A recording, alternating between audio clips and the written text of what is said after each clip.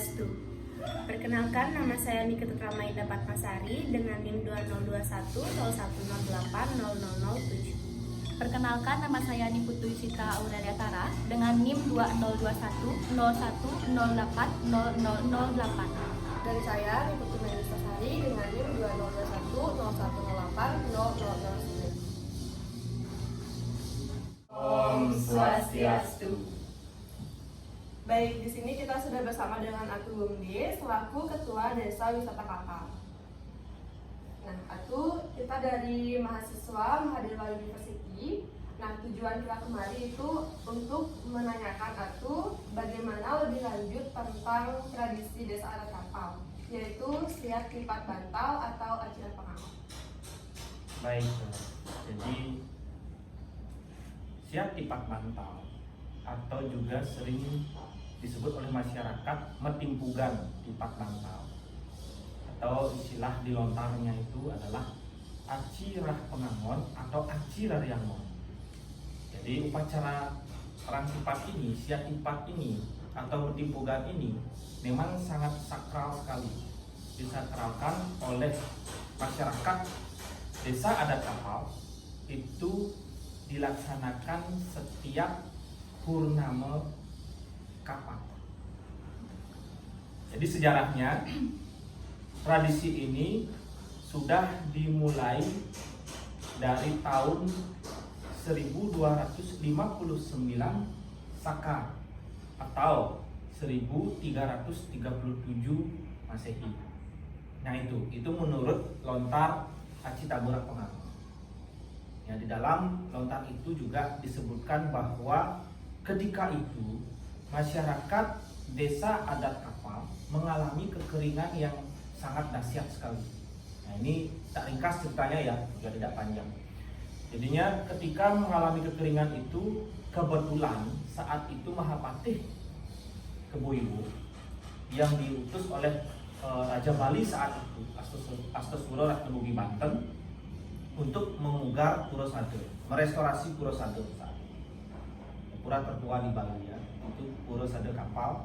Kemudian masyarakat meminta pertolongan kepada beliau karena masyarakat Desa Adat Kapal saat itu mengalami musim paceklik yang berkepanjangan. Jadi beliau meminta restu kepada Ida Betara Sesunan Sang Hyang Sugro Pakulo Sang Hyang Siwa Pasupati yang berada di Desa Adat Kapal, yang ada di Puro Sado Kapal. Ya. Nah, beliau meminta petunjuk di sana dan akhirnya diberikanlah suatu wangsit, suatu petunjuk bahwa di Desa Adat Kapal itu harus melaksanakan yang namanya Tajen Pengangon atau Acirah Pengangon atau perang lipat bantal. Nah, itu dilaksanakan di Ajeng Puro Dalem Kelkel atau yang disebut dengan Puro Desa sekarang.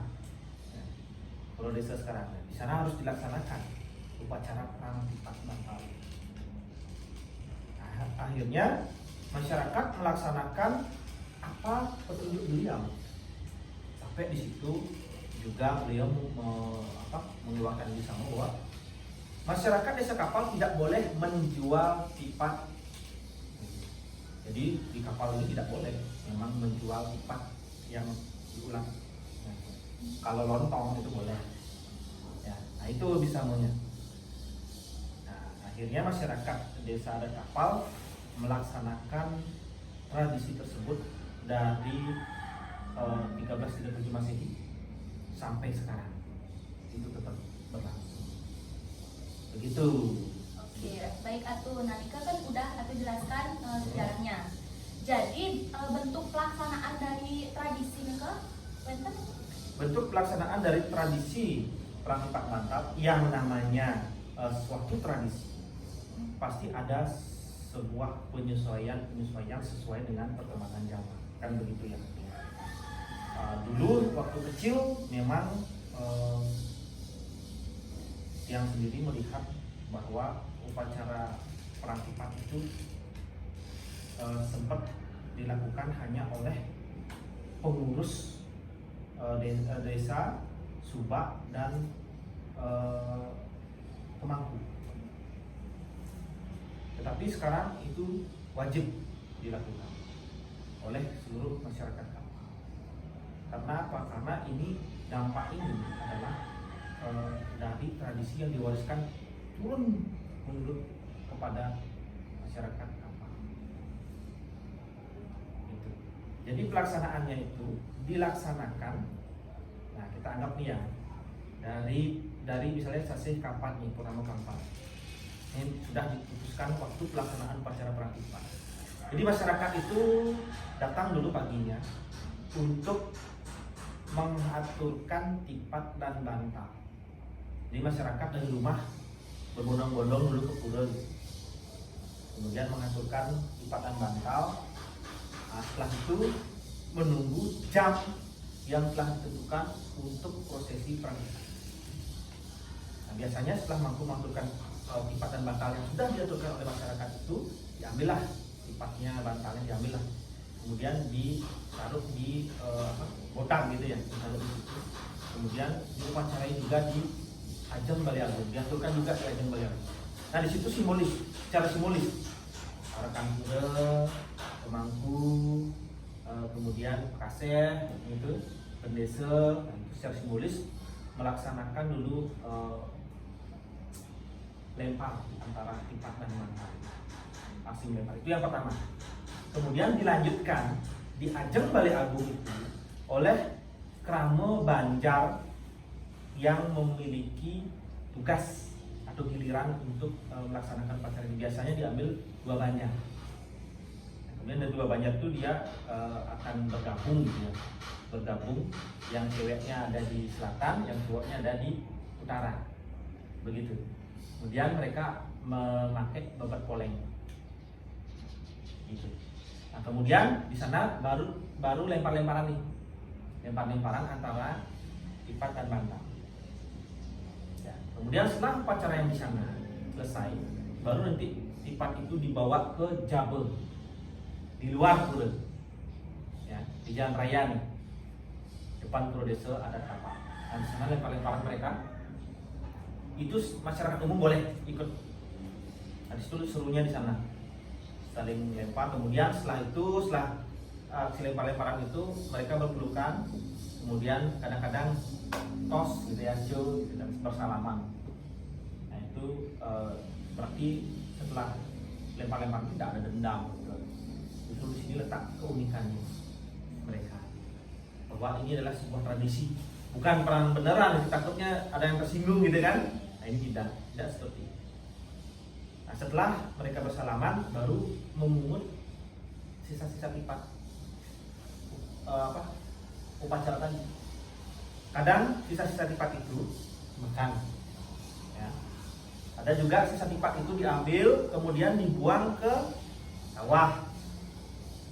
Nah, dipercaya oleh masyarakat ini adalah untuk menghilangkan kegeringan, menghilangkan hama, menghilangkan penyakit gitu, dan menyebabkan kesuburan. Itu dibuanglah ke sawah atau ke sungai yang airnya mengaliri ke sawah. Nah, itu dipercaya oleh masyarakat. Setelah itu sudah selesai upacara tangkap. Detail sekali. Jadi untuk fungsi dan makna dari tipat bantal itu ada tuh? Ada. Kalau boleh tahu? Jadi memang pada dasarnya konsep daripada Bali secara umum, kita yang namanya agama kita itu agama alam gitu ya, yang selalu terkoneksi dengan alam itu sendiri.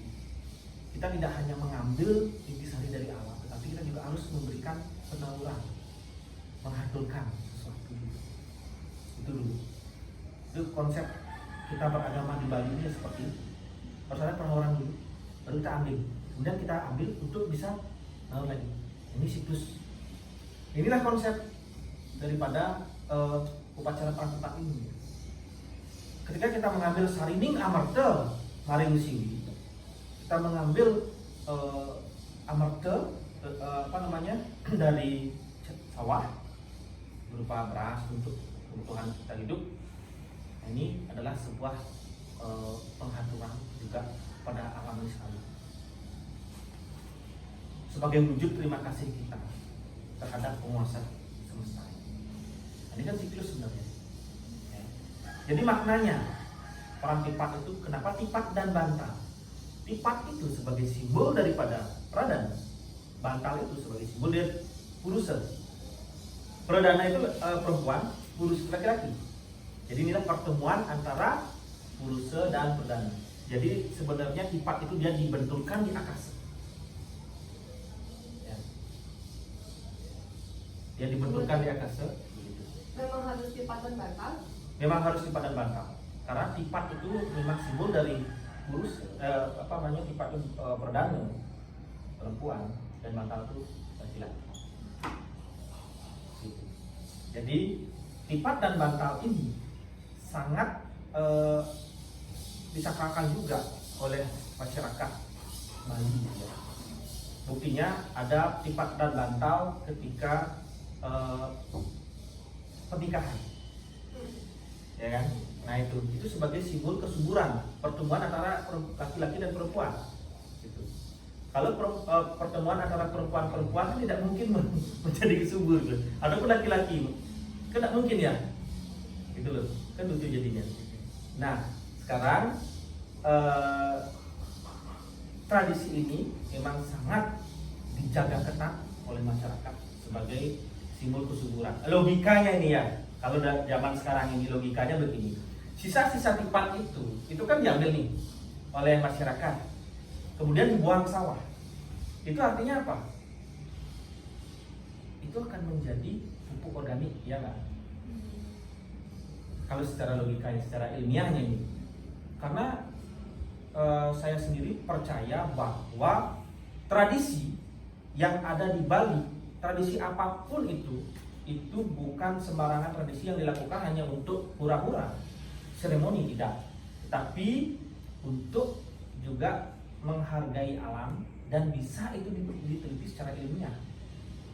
Kaitannya dengan apa? Kaitannya dengan ekologi.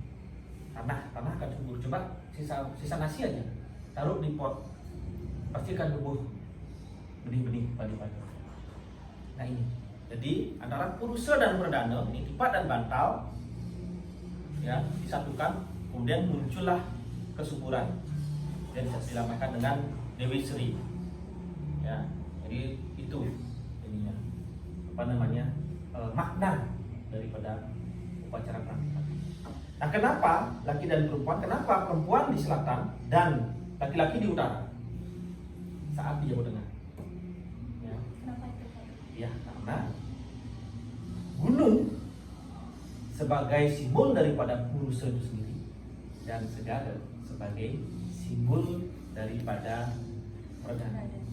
Segara gunung, Purusa Pradana, akasa pertiwi. Seperti itu. Itu konsep. Sekian video wawancara kami hari ini. Kami tutup dengan Parama Santi. Om Santi Santi Santi Om.